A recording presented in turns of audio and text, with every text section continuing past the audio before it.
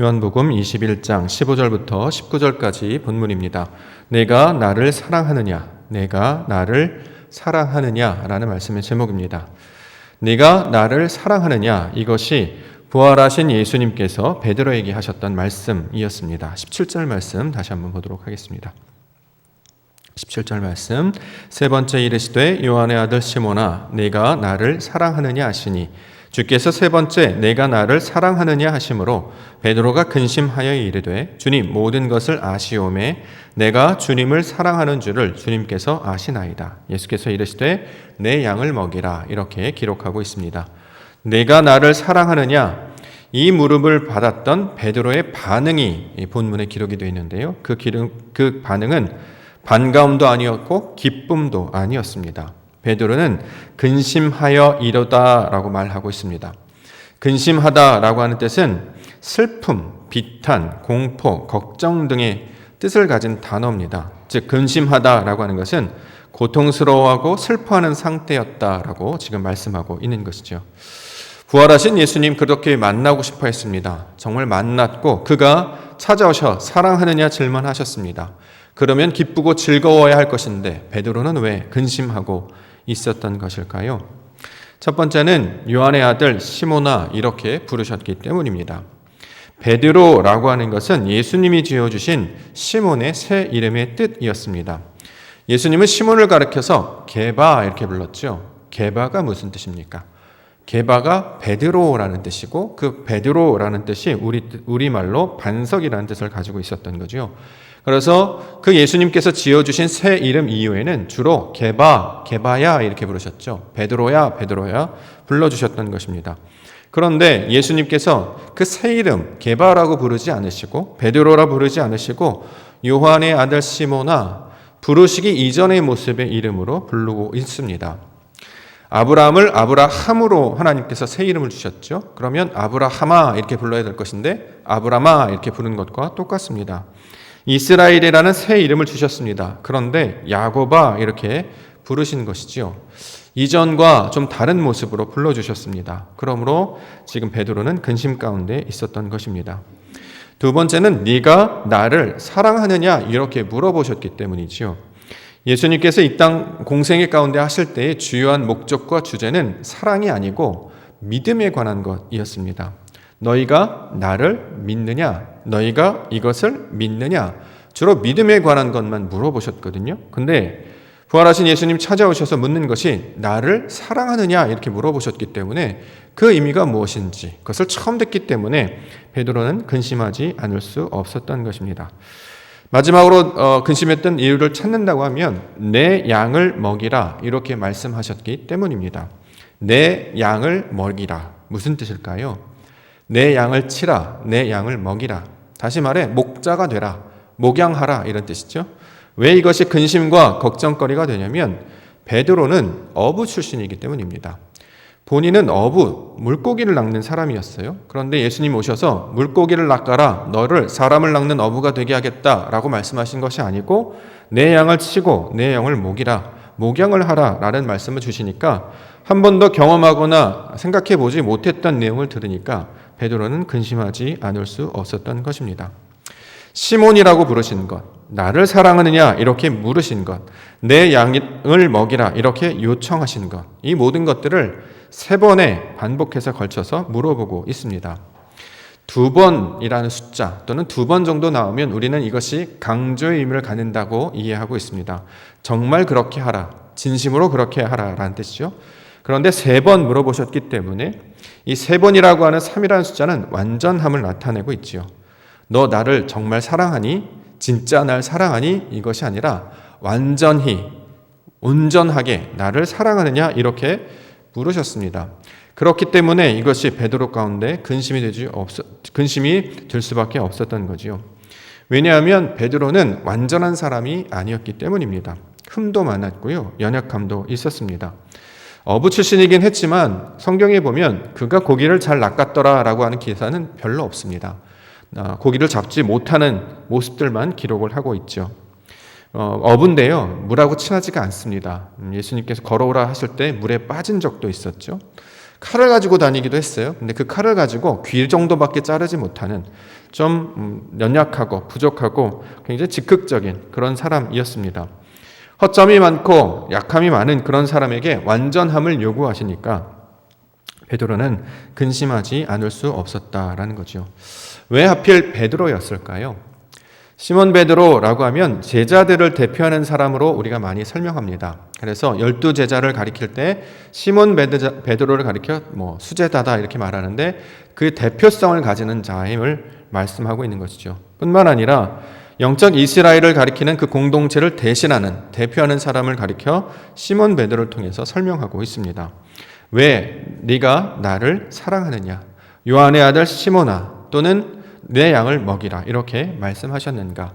부활하신 예수님을 다시 만난 이 시몬의 기사를 통하여서 하나님의 뜻과 메시지를 살펴보는 시간이 되기를 원합니다.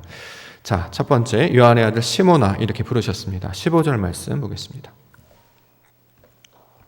15절 함께 읽겠습니다.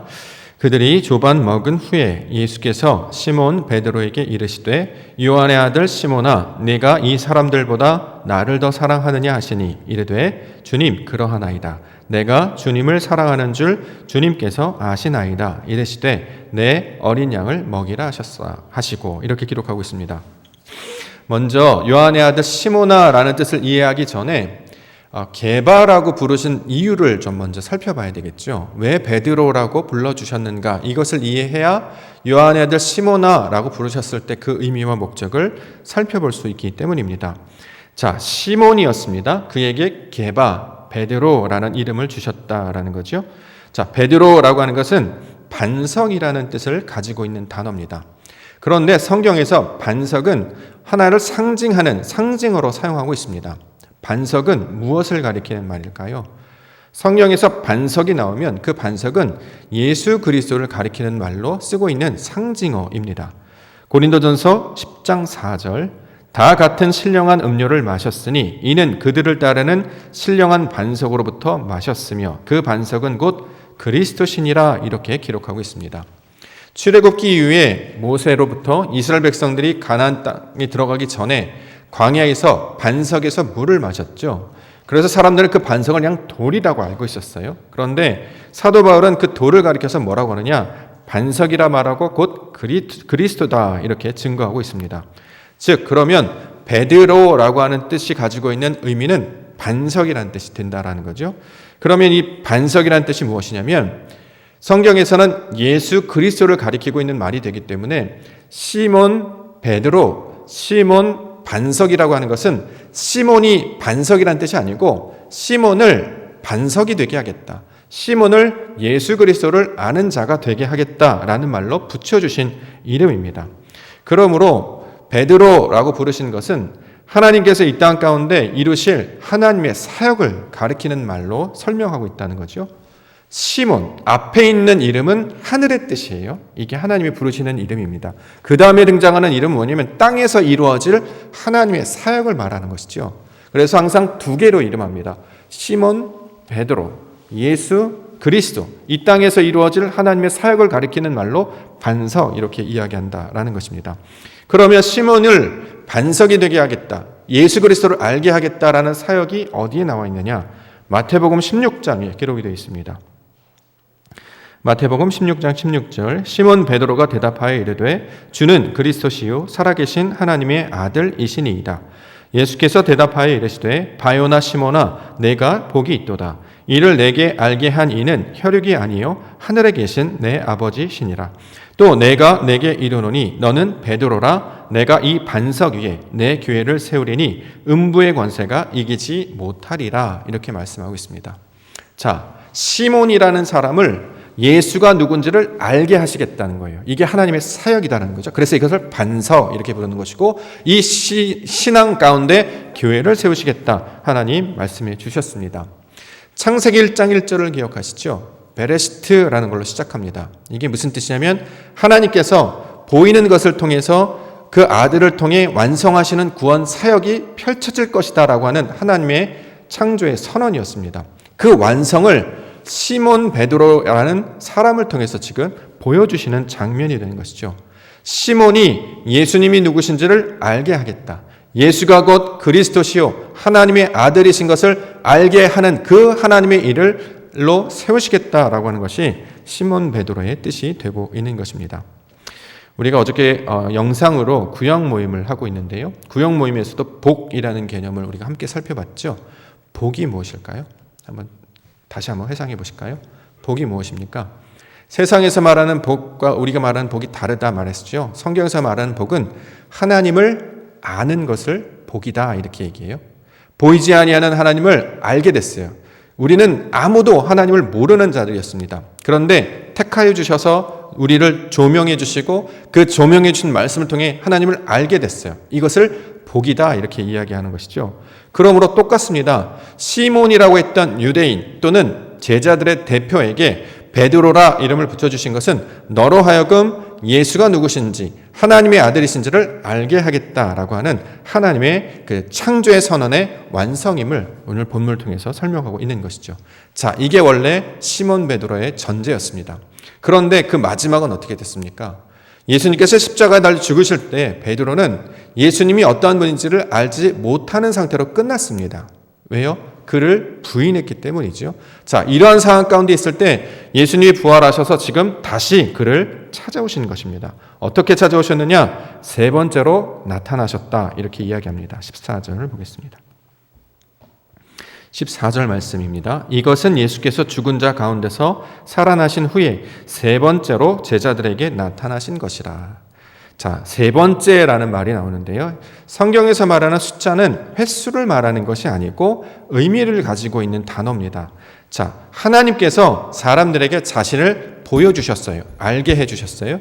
그래서 첫 번째로 주신 것이 무엇입니까? 율법이었죠. 성전이었습니다. 이것을 첫 번째 것이라고 부릅니다. 자, 두 번째 것으로 다시 우리 가운데 보여주셨습니다. 두 번째 것이 무엇입니까? 예수님이셨죠. 육신으로 오신 말씀 하나님이 이 땅 가운데 육신으로 오신 예수님이 바로 하나님께서 우리에게 알게 하시는 그 증거가 됐습니다. 자, 이제 세 번째로 왔어요. 세 번째는 무엇이냐면 그리스도를 가리키고 있는 말입니다. 부활하신 그리스도 예수를 가리켜서 세 번째로 나타나신 하나님의 메시지 이렇게 이야기하고 있는 것이죠. 그러므로 여기 전제는 세 번째로 제자들에게 나타나셨다라고 하는 뜻은 그리스도로 성령으로 나타나셨다라는 말로 지금 설명해 주고 있는 것입니다. 그리스도께서 우리 가운데 찾아오셨어요. 그래서 뭘 말하냐면 요한의 아들 시몬아 이렇게 부르신다는 거죠. 앞에 것은 무슨 뜻이죠?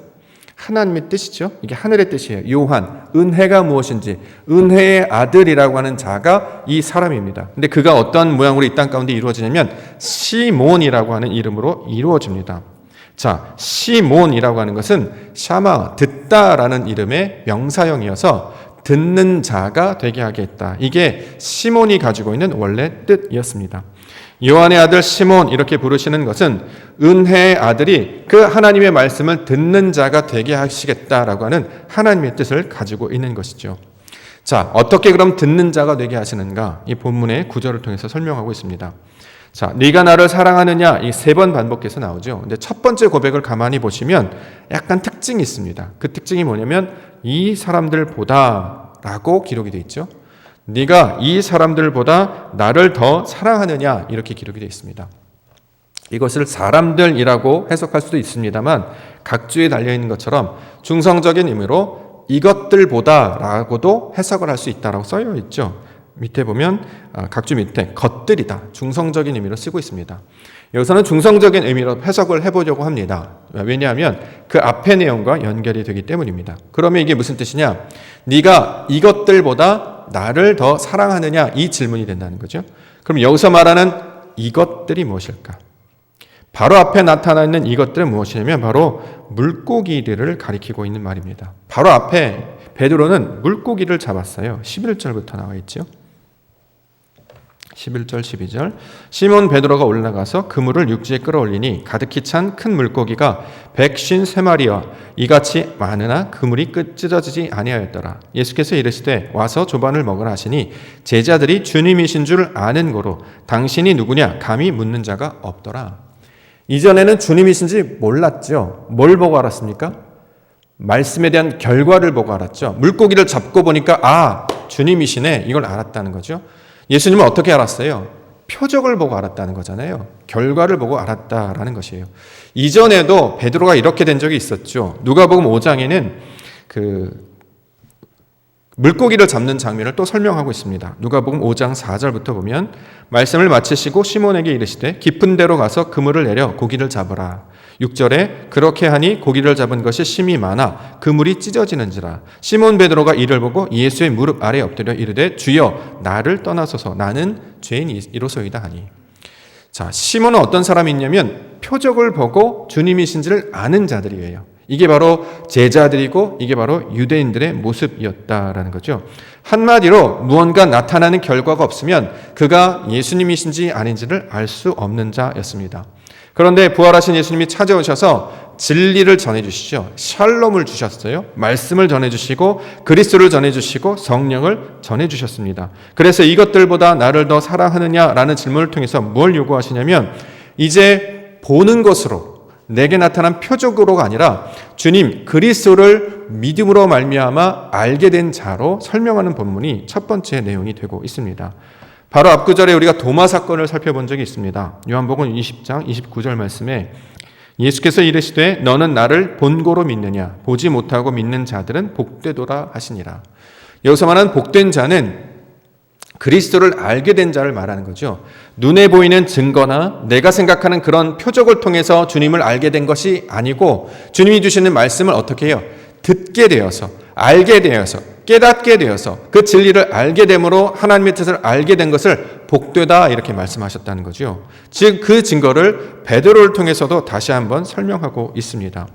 눈에 나타난 증거, 내게 어떤 이루어진 표적이 아니라 주님이 주시는 그 말씀과 그 음성을 듣고 믿게 되는 것을 복되다고 말씀하셨기 때문에 바로 이 시몬, 듣는 자가 되게 하시는 일, 이전에 시몬은 잘 듣지 않았습니다. 예수님의 말씀도 이해하지 못했고 이것 항상 자기식으로 이해를 했다는 거죠. 내가 주와 동행하겠습니다. 나는 주님을 절대 부인하지 않겠습니다. 여기가 좋사오니 항상 나는 주님을 버리지 않겠습니다. 이랬던 사람이었거든요. 이름은 듣는 자였지만 실제로 그의 삶은 잘 듣지 않았던 사람입니다. 그런데 진리를 경험하고 그리스도를 경험하고 성령을 경험하고 나니까 그가 어떤 자가 됐냐? 진짜 듣는 자가 되게 해 주셨다. 지금 그 이야기를 첫 번째 사건을 통해서 지금 설명하고 있습니다. 진리로 말미암아 하나님을 알게 되었다라는 거죠. 이것을 예배한다 이렇게 이야기합니다. 지금 요한의 아들 시몬아라고 하는 것은 원래 하나님이 너를 처음 창조하셨던 그 모습, 원래 아담의 모습을 부르셨던 그 모습이 회복되는 것임을 설명하고 있다는 거죠. 무엇으로요? 부활하신 예수 그리스도를 만남으로요. 그 진리 성령이 내 안에 찾아오시고 그의 말씀을 들음으로 말미암아 믿음이 생겼다라는 것을 본문을 통해서 설명하고 있습니다. 그러므로 우리 믿음의 모든 백성들에게 요구하시는 것이 바로 이것입니다.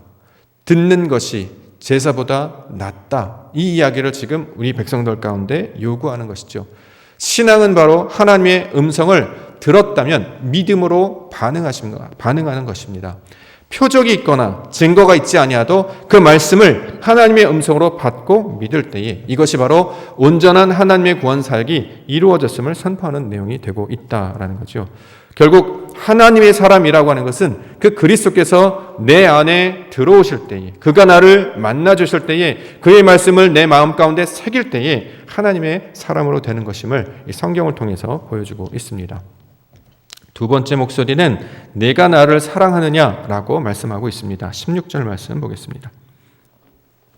16절 또 두 번째 이르시되 요한의 아들 시몬아 내가 나를 사랑하느냐 하시니 이르되 주님 그러하나이다. 내가 주님을 사랑하는 줄 주님께서 아시나이다. 이르시되 내 양을 치라 하시고. 자, 네가 나를 사랑하느냐라고 물었을 때 베드로의 대답은 무엇이었을까요? 본문에 따르면 주님 그러하나이다 이렇게 번역해 놓았습니다. 이것을 원문으로 보면 어떻게 기록이 되어 있냐면 네 이렇게 되어 있어요. 네. 발음이 똑같습니다. 헬라어 네. 물론 나이라고 있긴 합니다만 네예요. 자, 왜 네라고 했을까요? 이전에 베드로는 아니오의 사람이었거든요. 그런데 그 아니오의 사람을 진리께서 그리스도께서 찾아오셔서 그가 네라고 말하는 자로 바꾸어 주셨다는 내용이 본문의 내용입니다. 요한복음 18장 17절 말씀해 보면 문 지키는 여종이 베드로에게 말하되 너도 이 사람의 제자 중 하나가 아니냐 하니 그가 말하되 나는 아니라 하니. 18장 25절에 시몬 베드로가 서서 불을 쬐더니 사람들이 묻되 너도 그 제자 중 하나가 아니냐. 베드로가 부인하여 이르되 나는 아니라 하니. 원래 베드로는 아니 이런 사람이었습니다. 그런데 그 사람을 어떻게 해요? 네, 예 하는 사람으로 바꾸어 주셨다라는 거죠. 그러면 여기서 말하는 아니 이런 건 무슨 뜻이냐면 모른다라가 아니라 아직 되지 못했다 이런 의미로 사용하고 있습니다. 히브리어 단어 아니다라는 뜻도 같은 의미인데요. 아직 되지 못했습니다. 분명히 주님은 그리스도시요 살아계신 하나님의 아들이십니다라고 고백은 했으나 그의 심령 깊은 곳까지 그 말씀을 믿음으로 받지 못한 상태가 되었다라는 거죠. 아직 온전해지지 못한 상태였습니다.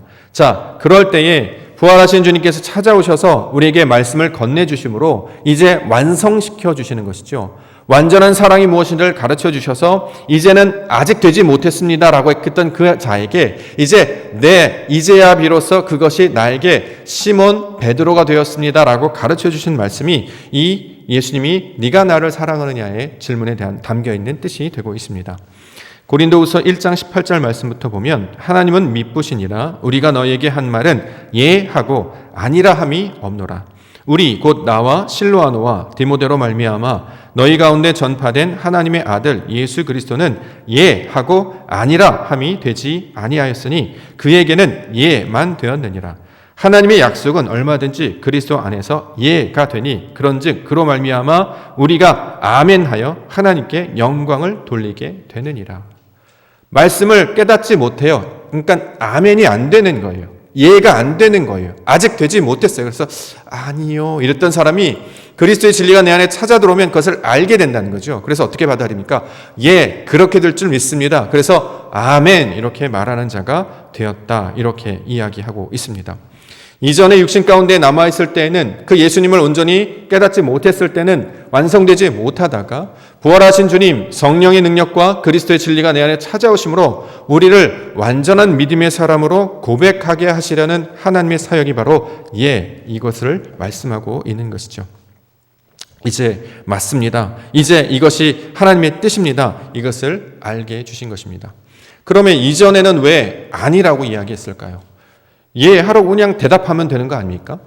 맞습니다. 아멘 하면 되는 거 아닙니까? 그런데 사랑하느냐라는 질문을 던져서 사랑이 무엇인지를 우리 가운데 가르쳐 주셔서 내 안에 사랑의 그 증거, 그 내용이 있는지를 확인시켜 주셨습니다.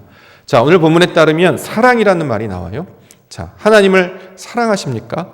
예수님을 사랑하십니까? 라고 할 때 사랑은 무엇을 뜻하는 말일까요? 우리 막 이런 걸까요? 이렇게 하고 이렇게 하는 게 사랑일까요? 이건 이제 세상 사람들이 하는 거죠. 이거는 그냥 형식적인 거 아닙니까? 성경에서 말하는 사랑은 계명을 지키는 것이다. 이렇게 설명하고 있습니다. 요한복음 14장 21절 나의 계명을 지키는 자라야 나를 사랑하는 자니 나를 사랑하는 자는 내 아버지께 사랑을 받을 것이요 나도 그를 사랑하여 그에게 나를 나타내리라. 하나님을 사랑한다는 건 어떻게 한다는 것이라고요? 계명을 지키는 것이 사랑하는 것이다. 이렇게 얘기해요. 계명을 지킨대요. 계명이 무엇입니까? 하나님이 주신 율법이죠. 말씀입니다. 자, 그것을 지키는 자가 하나님을 사랑하는 자다 이렇게 이야기하고 있습니다. 요한일서 5장 3절부터 하나님을 사랑하는 것은 이것이니 우리가 그의 계명을 지키는 것이라. 그의 계명들은 무거운 것이 아니로다. 무릇 하나님께로부터 난 자마다 세상을 이기느니라. 세상을 이기는 승리는 이것이니 우리의 믿음이니라. 예수께서 하나님의 아들이심을 믿는 자가 아니면 세상을 이기는 자가 누구냐? 이는 물과 피로 임하신 이시니 곧 예수 그리스도시라. 물로만 아니요 물과 피로 임하셨고 증언하는 이는 성령이시니 성령은 진리니라. 이렇게 말씀하고 있습니다. 계명을 지킨다라고 하는 것은 무엇이냐면 계명이 뜻하는 바가 뭐라고요? 율법이 뜻하는 바가 뭐라고요? 예수 그리스도를 가리키고 있다고요. 그러므로 계명을 지킨다라고 하는 것은 내 마음 가운데 예수 그리스도가 임하여서 내 입술의 고백도 예수 그리스도를 말하는 자가 되었을 때 이것을 계명을 지킨다라고 이야기합니다. 10계명을 주셨잖아요. 10가지 말씀을 주셨어요. 하나님을 사랑하고 이웃을 사랑하라. 그 전체적인 걸 주셨죠. 이 전체를 뭐라 그러냐면 말씀이라고 하는데 그 말씀의 뜻이 무엇인지를 아는 것. 아, 이게 예수 그리스도를 가리키는 말이구나. 이것을 구원을 가리키는 말이고 진리를 가리키는 말이고 생명을 가리키는 말이구나라는 것을 알게 되는 것을 사랑한다라고 이야기한다는 것이죠. 이거 하나님의 뜻을 아는 것을, 그가 원하셨던 고백을 내 입술로 고백하는 것을 사랑이라고 한다고요. 감정적인 것을 말하는 것이 아닙니다. 그건 결과에 나타나는 것이고, 그 지식을 깨달아서 하나님의 뜻을 알았을 때 이것이 사랑이구나, 이것을 알게 된다는 거죠. 그 사랑이, 그 예수 그리스도가 내게 찾아오면 구원이 되잖아요. 생명이 되잖아요. 살아나잖아요. 그렇기 때문에 이게 사랑이 되는 것이죠. 인간들의 사랑은 감정적이거나 자신의 유익과 관련된 거잖아요. 내 마음에 좋은 것이냐, 내가 기쁜 것이냐, 나를 즐겁게 하는 것이냐가 사랑의 전제인데, 성경에서 말하는 사랑은 이런 감정적이나 기분을 말하는 것이 아니라 하나님이 어떠한 분이신지를 아는 것이 영생이라고 말했기 때문에 그 영생을 가지도록 진리를 내 안에 품게 되는 것, 다시 말해 예수 그리스도를 붙잡고 가지게 되고 얻게 되고 말하게 되는 것을 사랑, 이렇게 이야기한다는 거죠. 그래서 지금 내가 나를 사랑하느냐라고 했을 때 시몬 베드로에게 말씀하시는 것이 바로 네라고 이야기하는 것입니다. 예수 그리스도를 사랑하십니까? 하나님을 사랑하십니까? 그럼 우리는 무슨 말을 했느냐? 네라고 이야기하고 아멘이라고 이야기합니다. 근데 그 아멘이 무슨 뜻이냐면 예수 그리스도를 가리키고 있는 말이라고요. 이것을 구원이라고 말하고 이것을 신앙의 결과, 이렇게 이야기하고 있습니다. 부활하신 예수님이 찾아오셔서 제자들에게 주신 것이 있죠. 뭐예요? 평강이잖아요. 그것을 우리는 샬롬, 이렇게 이야기합니다. 샬롬이 내 안에 들어오면 우리 안에 어떤 고백이 일어나냐면 예수 그리스도를 말하는 자가 됩니다. 이전에는 잘 몰라요. 어렴풋하게 모르고 자신도 없습니다. 확신도 없어요. 그래서 예라고 말하지 않고 그냥 고개만 끄덕이거나 아니요 한다는 거죠. 근데 진리가 내 안에 들어오면 분명해지고 선명해지기 때문에 하나님의 일은 바로 예수 그리스도시구나, 복음은 예수 그리스도시구나, 예수가 그리스도시고 하나님의 아들이시는구나, 이것을 새기게 되기 때문에 이것을 우리 입술로 선포하게 된다라는 거죠. 이것을 지금 사랑의 내용으로 우리 가운데 가르쳐주고 있습니다. 자, 예수 그리스도를 우리 알게 하시는 이유는 무엇인가? 그 다음에 마지막으로 주신 것이 내 양을 먹이라, 이것과 관련이 되어 있습니다. 17절 말씀 보겠습니다. 17절, 세 번째 이르시되 요한의 아들 시몬아 내가 나를 사랑하느냐 하시니 주께서 세 번째 내가 나를 사랑하느냐 하심으로 베드로가 근심하여 이르되 주님 모든 것을 아시오매 내가 주님을 사랑하는 줄을 주님께서 아시나이다. 예수께서 이르시되 내 양을 먹이라, 이렇게 말씀하셨습니다. 자, 내 양을 치라, 내 양을 먹이라, 무슨 뜻일까요? 들에 나가서, 밭에 나가서 정말 이렇게 음매 울고 있는 양을 돌보란 뜻일까요? 아니죠. 여기서 말하는 내 양이라고 하는 것은 백성들을 가리키는 말이죠. 자, 그럼 먹이라, 치라라는 것은 목양하라는 뜻이에요. 그 양들을 어떻게 목양하고 치게 됩니까? 광야에서 이스라엘 백성들을 목양하시고 그를 돌보신 목자장이신 그분을 보았죠. 그분이 어떻게 양들을 보호하시고 치셨습니까? 진리를 넘겨주셨잖아요. 말씀을 가르쳐 주셨어요. 이것을 내 양을 치라, 내 양을 먹이라의 원래 뜻이 된다는 거죠. 즉 하늘의 양식으로 진리를 사람들에게 나누어줘서 그들로 복음을 듣게 하여 그들로 살게 하고 길을 잃은 자를 돌아오게 하고 낙심한 자를 일으키게 하고 무너진 자를 세워가는 것, 이것을 내 양을 먹이라, 이 말로 지금 설명하고 있는 것입니다. 즉 다시 말해 내 양을 먹이라는 것은 말씀을 전파하라, 복음을 전하여 세상 끝에 증인이 되라, 이 말과 똑같다라는 말이 되는 것이죠. 베드로는 근심했습니다. 왜요? 본인은 어부 출신이었죠. 게다가 믿음도 그렇게 좋은 사람은 아니었습니다. 어부였을 때 물고기도 변변치 않았어요. 잡는 것도 약했습니다. 예수님께서 걸어오라 하실 때 두려워했고 물에 빠졌습니다. 그때 예수님은 믿음이 작은 자여, 이렇게 말씀하시기도 하셨죠. 게다가 자기 의가 강했어요. 두렵고 소심한 사람이 또 자기 의는 강합니다. 그래서 나는 부인하지 않겠습니다. 나는 절대 이렇게 하지 않습니다. 나는 반드시 이걸 하겠습니다. 근데 막상 그 현장이 다가오니까 부인하고 도망하고 또는 칼을 빼앗아 기껏 치는 것이 그 대제사장의 종이었던 이 말고의 귀종도 자르는 매우 허약하고 불완전한 사람이었습니다. 자, 실제적인 역할도 잘 못하고 믿음도 약한데 자기의 의가 강한데 어떻게 목자의 역할을 감당할 수 있을까? 이것이 베드로의 고민이었죠. 그런데 주님께서 말씀하십니다. 네가 옛날에 시몬아 깊은 데로 가서 그물을 내리라, 오른쪽에 그물을 내리라 할 때 그때 시몬이 뭐라고 반응했어요? 내가 밤이 맞도록 수고하여 얻은 것이 없지만은 그 말씀에 의지하여서 그리 해보겠습니다라고 했을 때 결과를 얻었잖아요. 결과는 나타난 것이고 네가 움직였던 그거는 말씀을 듣고 믿음으로 반응했던 그것을 다시 요청하시는 것이죠. 그러므로 이제 내 양을 치라라고 하셨던 그 말씀을 믿고 깊은 데로 가서 그물을 던지는 일을 하면 그것을 얻게 하시는 분은 하나님이 그 일을 하실 거야 라고 지금 가르쳐 주시는 말씀의 내용이 되고 있습니다.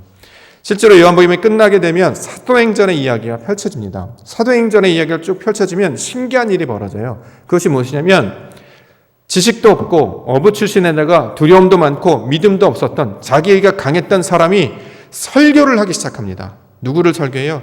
예수 그리스도를 증언하고 전파하는 사람이었다는 거죠. 사람들이 두려워서 부인하고 여자 중에 당신도 그 사람입니까? 할 때 난 그때 아니야 했던 그 자가 네, 될 뿐만 아니라 담대하게 복음을 증거하는 자로 서고 있다는 것을 사도행전을 통해서 증거하고 있습니다.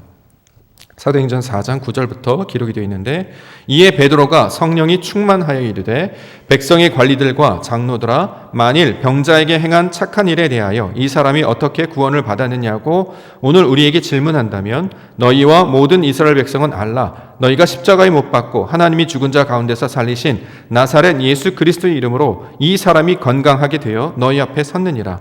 이 예수는 너희 건축자들의 버린 돌로서 집 모퉁이돌의 머릿돌이 되었느니라.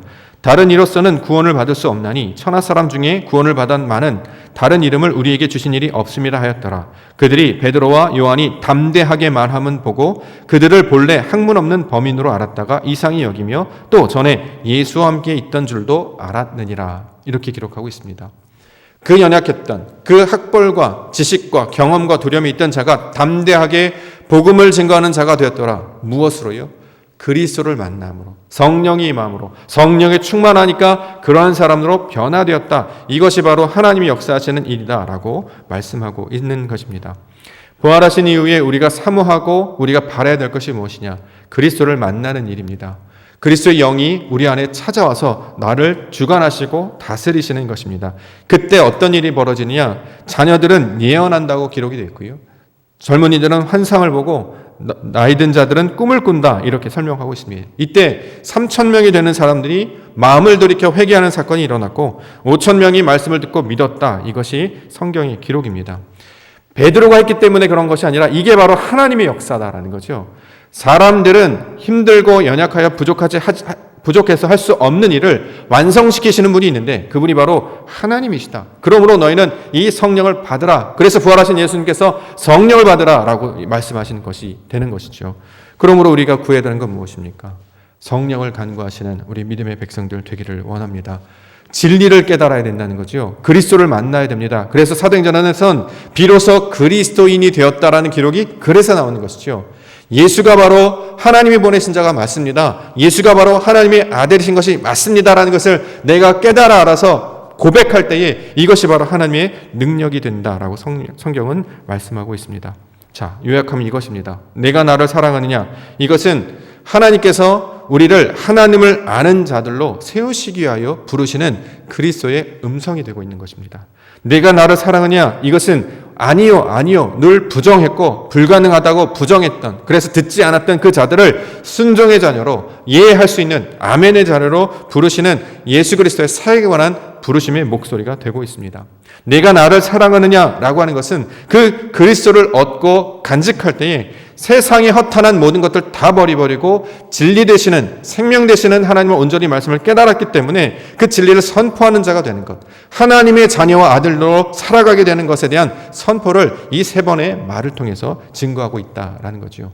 그러므로 그 베드로에게 주셨던 이 말씀을 우리 마음 가운데 새기며 우리 마음 가운데 믿음으로 받기를 원합니다. 요한복음 20장 31절에는 이렇게 결론을 내고 있습니다. 오직 이것을 기록함은 너희로 예수께서 하나님의 아들 그리스도이심을 믿게 하려 함이요 또 너희로 믿고 그 이름을 힘입어 생명을 얻게 하려 함이다. 예수께서 하나님의 아들 그리스도이심을 믿게 하려고 하는 것이고 그 이름을 믿고 그 이름을 힘입어 생명을 얻는 것, 하나님을 만나는 것, 그리스도를 얻는 것, 이것을 영생이라고 말합니다. 그 생명과 진리를 얻으시는 우리 믿음의 성도와 교회가 되기를 원합니다. 2021년도 우리 주제는 진리입니다. 진리로 예배하기를 원하고요. 진리로 사랑하기를 원합니다. 진리로 열매 맺기를 원하는 거죠. 우리가 이것을 늘 마음 가운데 품고 있어야 합니다. 왜냐하면 그래야 하나님의 역사가 어떻게 나는지 우리가 반응할 수 있기 때문이지요. 다른 것을 구하지 않고 하나님의 뜻을 구하는 기도의 시간과 예배의 시간이 되기를 원합니다. 그리하여서 우리가 믿음 가운데 하나씩 걸어갈 때에 그렇게 말씀으로 우리를 채우신다면 그 믿음의 수련이 된 자들에게 그것들을 보게 해 주실 줄 믿습니다. 그 하나님의 영광을 구하며 하나님의 영광의 나날들을 함께 소망하며 나아가시는 우리 믿음의 성도님들과 교회가 되기를 주님의 이름으로 간절히 축원합니다. 기도하겠습니다. 거룩하신 하나님, 부활하신 예수님 찾아오셔서 그 약속의 말씀들을 완성해 주셨습니다. 여전히 불신과 연약함 가운데 있는 자들을 그리스도의 진리로 깨우쳐 주셔서 다시 하나님의 백성으로 불러주셨습니다. 내가 나를 사랑하느냐라고 주셨던 그 베드로에 주신 말씀을 우리 심령 가운데 새기게 하여 주시옵소서. 아버지 하나님이 이루시는 그 형통하는 역사, 그 진리의 역사, 그 구원의 역사가 그리스도 예수를 통하여서 나타나셨고 이루셨고 완성하셨습니다. 오직 믿음은 그리스도 예수 가운데 있음을 고백합니다. 우리에게 믿음을 더하여 주시옵소서.